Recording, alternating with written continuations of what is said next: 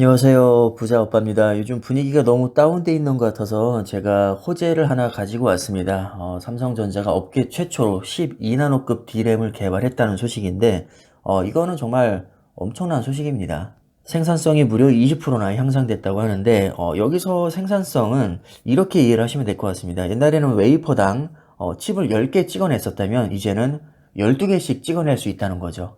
단위 면적당 더 많은 반도체를 찍어낼 수 있으니까 그 늘어나는 개수만큼 생산성은 향상이 되는 겁니다. 당연히 원가 절감에 도움이 되고 원가 절감은 곧 실적 향상에도 도움이 되겠죠. 그럼 영업이익도 많이 남을 것이고 그 영업이익으로 뛰어난 인재도 채용하고 또 연구개발비에도 더 많이 쓰고 이게 선순환이 돼서 주가 상승에도 도움이 될 수 있다. 이 정도로 이해를 하시면 될 것 같습니다.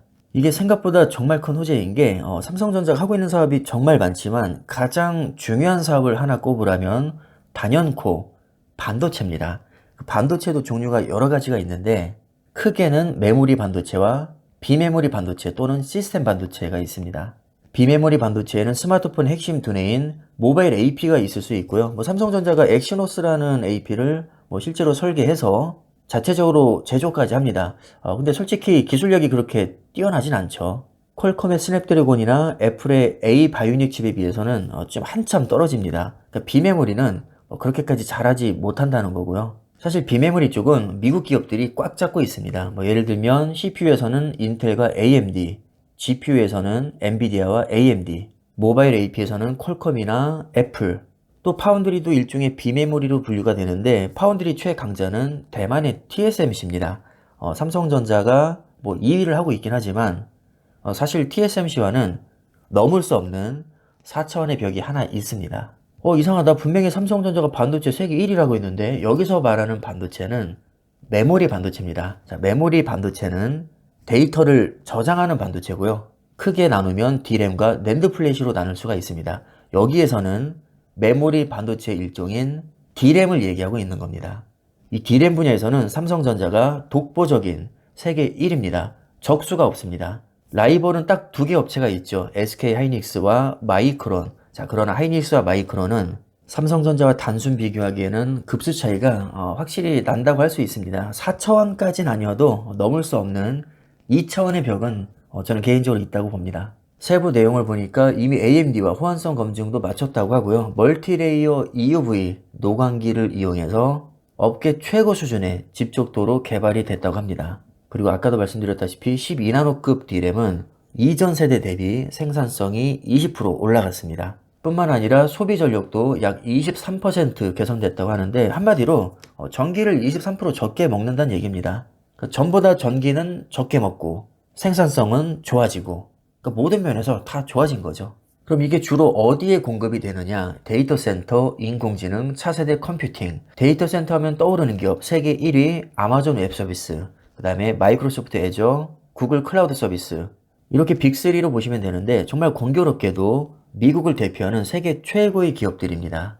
그 다음에 인공지능. 요즘에 인공지능 연구 안 하는 데가 없죠. 웬만한 빅테크 기업들은 인공지능을 기본적으로 깔고 갑니다. 자, 그리고 아까 D램은 데이터를 저장하는 반도체라고 했는데 도대체 무슨 데이터를 저장하는 걸까요? 바로 CPU가 처리할 데이터를 임시로 저장하는 역할을 합니다.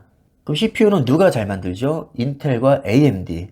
자, 그 중에서도 AMD의 젠 플랫폼에서 DDR5 메모리를 검증하고 최적화하는 데까지 벌써 도달을 했으니까 조만간 양산에 들어갈 겁니다. 업계에서는 2023년, 그러니까 내년부터 본격적으로 양산이 될 거라고 보고 있습니다. 조금 보충 설명을 해드리자면 젠이라는 것은 AMD가 만드는 CPU의 세대라고 생각하시면 됩니다. 1세대는 젠, 2세대 젠 플러스, 3세대는 젠 2, 4세대 젠 3, 5세대 젠 4.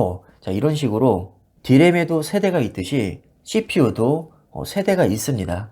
이렇게 세대를 거듭하면서 자꾸 성능이 올라가니까 거기에 걸맞는 D램도 필요하게 되는 거죠.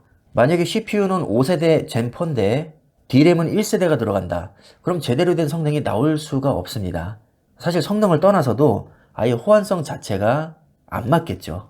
AMD와 호환성 검증을 마쳤다고 해서 그럼 인텔은 배제하는 거냐? 그렇지 않습니다. 인텔도 무조건 삼성 램을 쓸 수밖에 없습니다.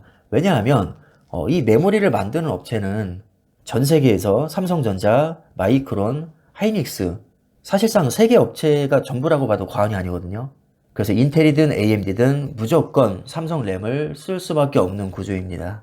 다시 말해서 인텔과 AMD CPU 시장이 커질수록 삼성전자 D램도 같이 커지는 것이고요. 아마존, 마이크로소프트, 구글이 이끌고 있는 데이터 센터 시장이 커질수록 삼성전자 서버 D램 시장도 같이 커질 수밖에 없는 구조입니다. 마치 전기차가 많이 팔릴수록 전기차 충전 사업도 잘 되는 것과 마찬가지입니다. 다른 건 몰라도 미국 빅테크 기업들과 삼성전자 걱정은 안 하셔도 됩니다. 자, 그럼 영상 마무리하겠습니다. 감사합니다.